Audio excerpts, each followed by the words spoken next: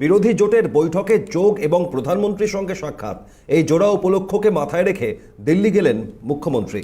18 থেকে 20 তারিখ একাধিক কর্মসূচি রয়েছে তার।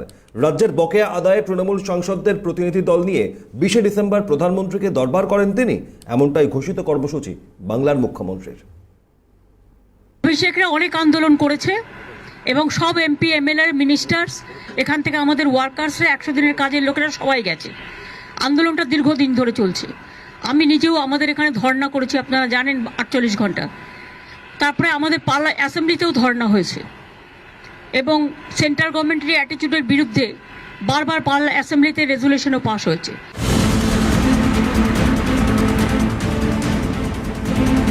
দিল্লি উড়ে যাওয়ার আগেও কেন্দ্রীয় বঞ্চনা নিয়ে সরব মুখ্যমন্ত্রী। একমাত্র বঞ্চিত রাজ্য বাংলা, এই অভিযোগ তোলেন তিনি।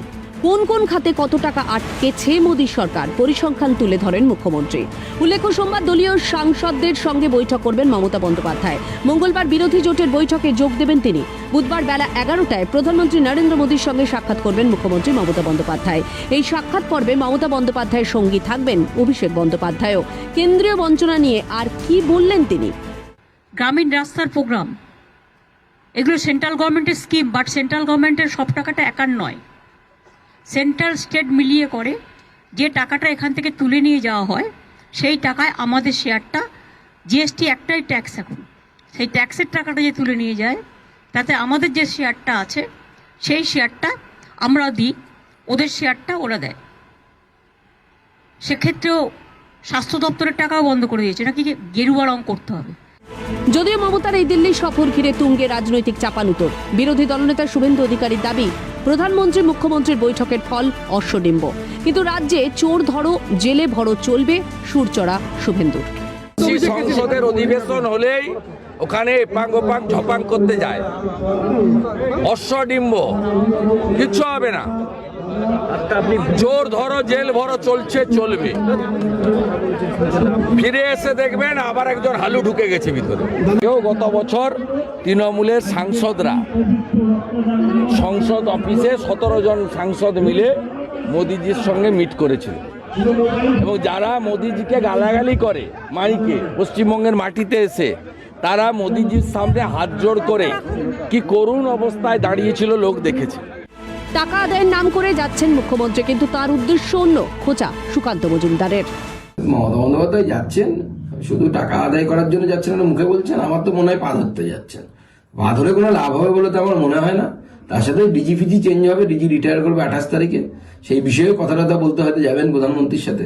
মাননীয় মুখ্যমন্ত্রী তো বাইরে সবটা বলেন না, সত্যি কথা বলতেও ভয় পান। মুখ্যমন্ত্রীর এই দিল্লি যাত্রার উদ্দেশ্যকে তোপ দাগেন বিজেপি সাংসদ দিলীপ ঘোষ। কি বললেন তিনি? তো মাঝে মধ্যে যাওয়া উচিত। কেন যাচ্ছেন, কি ব্যাপার, নাকি প্রধানমন্ত্রীর সঙ্গে দেখা করবেন? মাঝে মধ্যে দেখা করা উচিত, দিয়ে সমস্যার সমাধান করা উচিত। না, রাজনীতি করতে দিল্লি গিয়ে কি লাভ? সোনিয়া গান্ধীও আজকাল ওনার সঙ্গে দেখা করেন না। যাদের নিয়ে লাফাচ্ছিলেন, মুলায়ম, লালু, তাদের অবস্থা খারাপ। নীতিশবাবু একটা লাফালাফি করেছিলেন, প্রধানমন্ত্রী হবেন, উনি বুঝে গেছেন ব্যাপারটা গন্ডগোলে। মুখ্যমন্ত্রীর দিল্লি যাত্রাকে গুরুত্ব দিতে নারাজ কংগ্রেস সাংসদ অধীর চৌধুরী। বকেয়া আদায়ে কি করা উচিত মুখ্যমন্ত্রী, সেই পরামর্শও দেন প্রদেশ কংগ্রেস সভাপতি। যাবে কি করবো আমি, কোথায় যাবে না যাবে? কুতুব মিনার দেখবে, কত কি ঘুরবে, রেস্টুরেন্ট আছে যাবে, মোদি কাছে যাবে। তা আমার বলার কি আছে? কবে টাকা আসবে আমার জানা নাই। আমাদের টাকার হিসাব আমরাও চেয়েছি। ওই এক বাহানা করে একবার আন্দোলন বললো নাকি আন্দোলন চিরস্থায়ী হবে।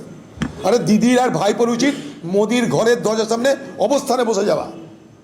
যদি দম থাকে, যদি সত্যি পশ্চিমবঙ্গ বঞ্চিত হয়ে থাকে, তাহলে পিসি আর খোকাবাবু মিলে মোদির ঘরের দরজায় অবস্থান অনুসরণে বসুক।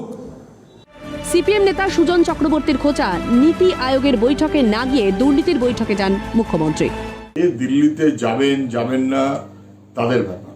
মুখ্যমন্ত্রী প্রধানমন্ত্রীর কাছে যাবেন, এর মধ্যে নতুনত্ব কিছু নেই। যদি উনি নীতি আয়োগের বৈঠকে যান না, দুর্নীতির বৈঠক হলে হয়তো ওর আগ্রহ বেশি। অফিসিয়াল প্রশাসনিক সভায় উনি যান না, সাইডলাইনের সভায় ওনার আগ্রহ বেশি। ক্যালকাটা নিউজ।